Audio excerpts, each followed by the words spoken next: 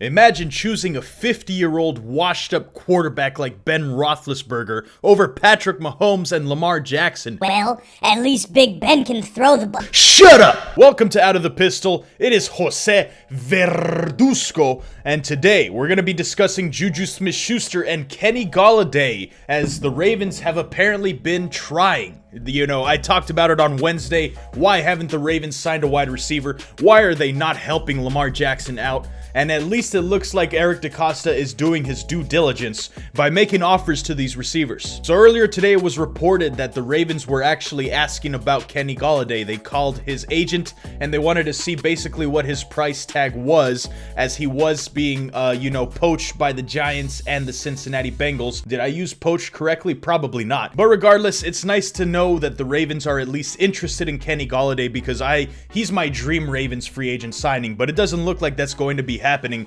especially with his price tag. And if he's not willing to budge, if he's not willing to come down, it's going to be extremely tough to really sign him. However, then news came out as soon as Juju Smith-Schuster did go back to the Pittsburgh Steelers.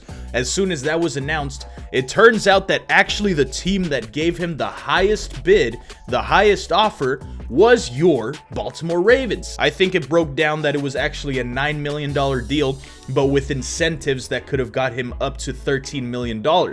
And what's even more interesting is that the Kansas City Chiefs were also interested in Juju Smith-Schuster. Again, they just have cap space turned off. I am convinced at this point they continue to build around Patrick Mahomes with absolutely no problem, yet we're struggling to do that for Lamar Jackson. But regardless, the Chiefs offered 1 year $8 million with $3 million in incentives as well, so that came out to about, what is that mathematical, $11 million per year, for a 1 year deal as well. But he did decide to return to Pittsburgh for 1 year, $8 million. Now, I gotta say, as a diehard Ravens fan, I don't think I would have felt right cheering for Juju, especially all the shit that I talked about him all last season. It just wouldn't feel right. And even though on the field he would have been a great fit, he would have been great for this offense. I talked about it on Wednesday's video that I believe Juju is an amazing fit for the Ravens offense. However, just, come on, I can't deal with that Corvette stuff, the Tik Tok dances. I just cannot deal with it. I'm sorry. So in a way, I'm actually happy that that deal did not go through with Juju. But hey, man, he's going back to Pittsburgh where he came from, and he's happy about that. So now begs the question, what are the Ravens going to do at the wide receiver position? As it looks right now, it's not looking good. Really, the only two receivers that I'm really looking at right now, we're getting the bottom of the heap, the scraps. You have Sammy Watkins and Golden Tate. Those are really the only two receivers that I do think the Ravens would make a strong push for. And at this point, those are the receivers that I've accepted already on the Ravens roster. Golden Tate, to me, is probably going to be the move, because, he's going to be cheap. He's a veteran. He's out of his prime.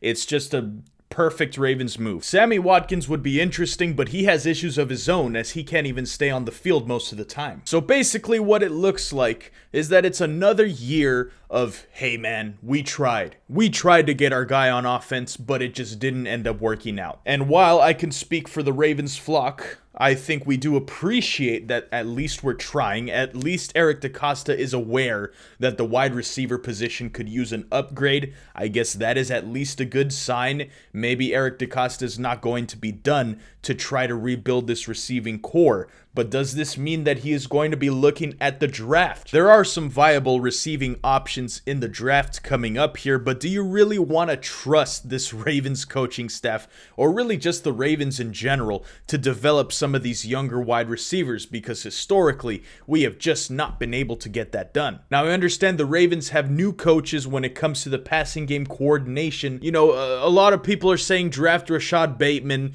Another receiver I've heard a lot is about Terrace Marshall. I'm not going to lie to you guys, I haven't watched tape of pretty much anybody. I just haven't had the time. I've been working like a lot. But hey, if they can come in and be contributors, that would be awesome. But I personally would much rather the Ravens sign a proven commodity, a receiver that we know can actually play the position. Again, guys, we have to be patient. We didn't even think that the Ravens would even be considering to sign like a Juju or a Kenny G. I don't think that we even thought that that would happen. So the fact that the Ravens are at least in on these receivers is a good sign. If I have to make my sales pitch to Kenny Golladay, let me go ahead and do that here at the end of this video, alright? Kenny G, listen to me, man. You can have your long-term deal, you can get your money next season. The cap space is going to be going up very soon here. You're going to have so many offers on the table. Why not just sit there and say, maybe for this 1 year, I can take a cheap deal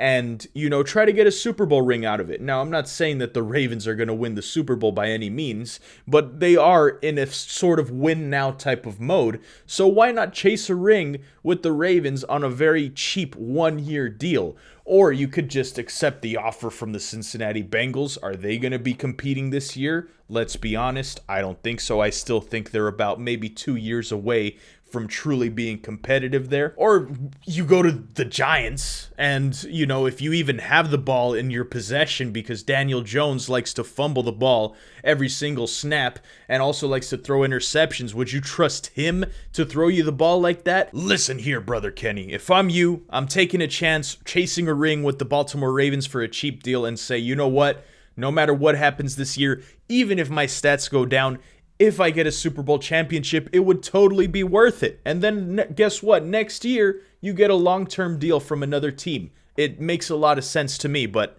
you know, it's just my pitch.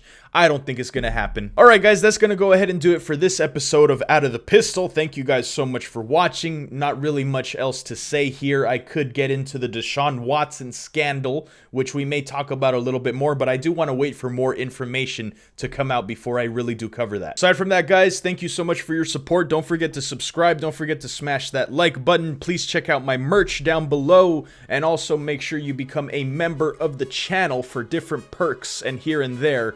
And just support me, man. I appreciate you guys for the support that you do give. Leave a comment down below. Let me know your thoughts. Follow me on Instagram, Twitter. You know, all that good stuff is in the description box below. All the things that you need to see. I will see y'all in the next one. Later.